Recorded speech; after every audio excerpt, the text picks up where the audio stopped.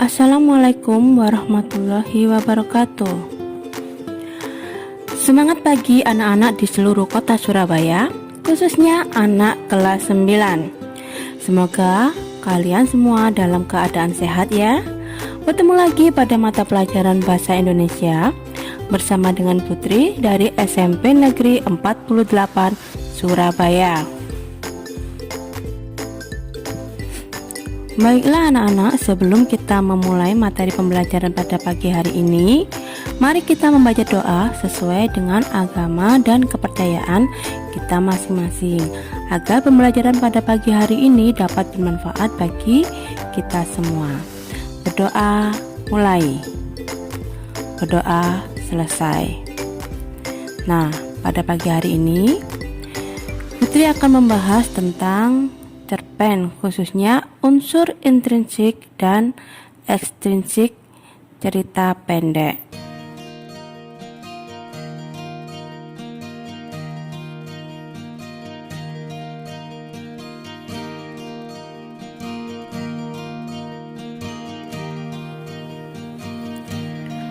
Pembelajaran kali ini memuat kompetensi dasar, yaitu yang pertama, mengidentifikasi unsur pembangun karya sastra dalam teks cerita pendek yang dibaca atau didengar. Yang kedua, menyimpulkan unsur-unsur pembangun karya sastra dengan bukti yang mendukung dari cerita pendek yang dibaca atau didengar. Adapun tujuan pembelajaran untuk hari ini, yang pertama, setelah pembelajaran selesai, siswa dapat mengenal tujuan dan fungsi teks narasi cerita pendek. Yang kedua, setelah pembelajaran selesai, diharapkan siswa dapat mengetahui unsur intrinsik cerita pendek dan mengetahui unsur ekstrinsik cerita pendek. Nah, baik anak-anak, pada pembelajaran yang lalu kita telah mempelajari tentang jenis-jenis prosa baru. Anak-anak masih ingat apa jenis-jenis prosa baru itu? Ya, betul. Jenis-jenis prosa baru seperti roman, novel, biografi, autobiografi, dan cerpen. Nah, anak-anak tahu enggak apa sih cerpen itu?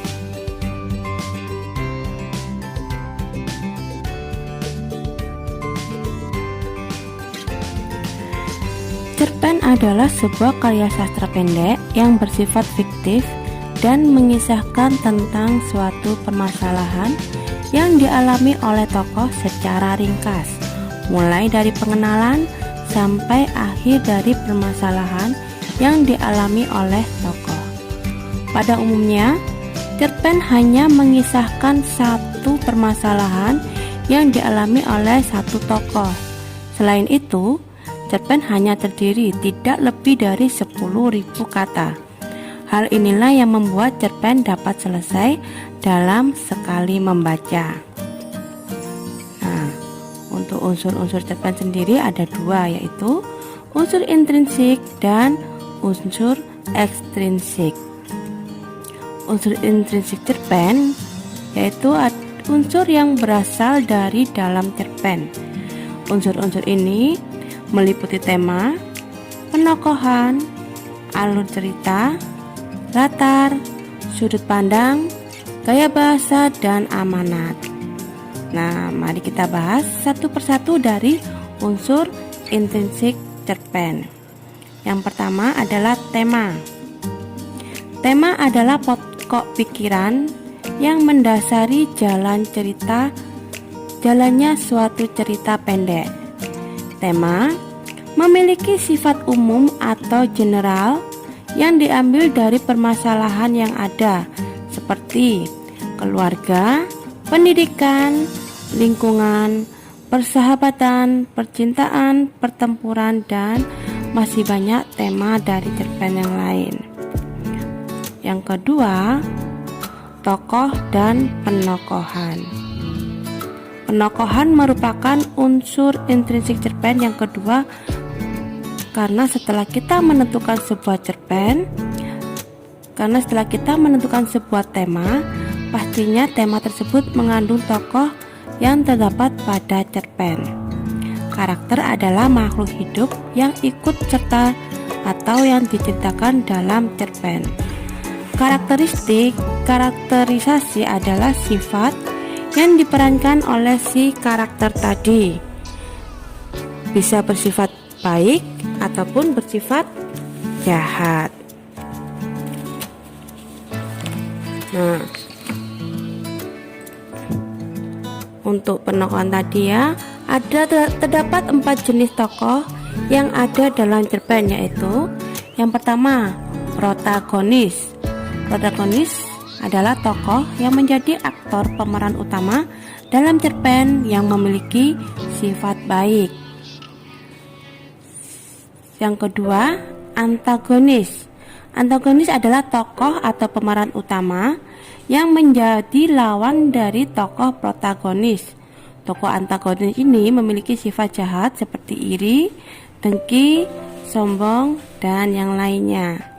Untuk sifat tokoh yang ketiga ada tritagonis, yaitu merupakan tokoh yang menjadi penengah antara tokoh protagonis dan antagonis. Tokoh ini biasanya memiliki sifat arif dan bijaksana. Yang keempat ada figuran.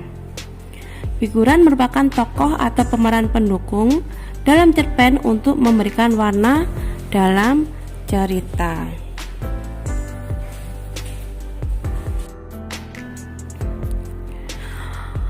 Unsur intrigi yang ketiga yaitu alur. Alur adalah urutan jalan cerita dalam sebuah cerpen yang disusun secara kronologis. Dalam definisi lain, alur artinya rangkaian cerita sejak awal sampai akhir cerita. Ada 2 jenis alur dalam cerpen, antara lain alur maju, yaitu alur yang peristiwanya digambarkan secara kronologis, maju dan runtut dari awal sampai akhir. Yang kedua, alur mundur. Alur ini digambarkan dengan alur cerita yang tidak urut. Penulis biasanya menceritakan sebuah konflik terlebih dahulu dan kemudian menengok kembali kejadian yang menjadi sebab dari konflik itu terjadi. Nah, untuk unsur intrigi yang keempat ada latar atau setting. Latar atau setting ini memuat 3 aspek, yaitu latar waktu, latar suasana, dan latar tempat. Latar waktu adalah latar yang menunjukkan waktu terjadinya sebuah konflik. Biasanya terdiri dengan keadaan alam, misalnya siang hari, pagi hari, dan malam hari. Untuk latar suasana adalah latar yang menggambarkan suasana ketika terjadinya konflik dalam suatu cerpen. Misalnya ada suasana sedih, suasana senang, suasana seram, takut, dan lain sebagainya. Contohnya di sini, keluarga menangis ketika mendengar anaknya kecelakaan. Nah, latar dari cerita tersebut adalah kesedihan yang dialami oleh keluarga yang anaknya mendapat kecelakaan. Untuk latar tempat adalah suatu latar yang menjadi atau menunjukkan peristiwa yang terjadi dalam sebuah cerpen dan biasanya langsung disebutkan nama tempatnya. Di sini contohnya ya, Pangeran Kodok hilang di telaga hutan. Nah, yang menjadi latar tempat pada kalimat ini adalah telaga hutan.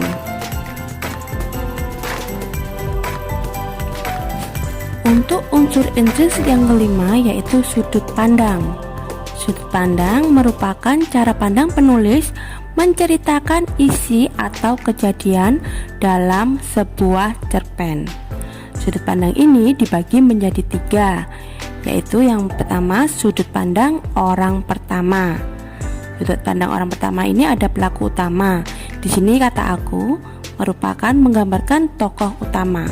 Untuk pelaku sampingan, kata aku menceritakan orang lain. Untuk sudut pandang yang kedua, yaitu adalah sudut pandang orang ketiga. Di sini ada serba tahu, yaitu kata dia menjadi tokoh utama. Untuk sebagai pengamat, kata dia menceritakan orang lain. Sudut pandang yang ketiga yaitu sudut pandang campuran.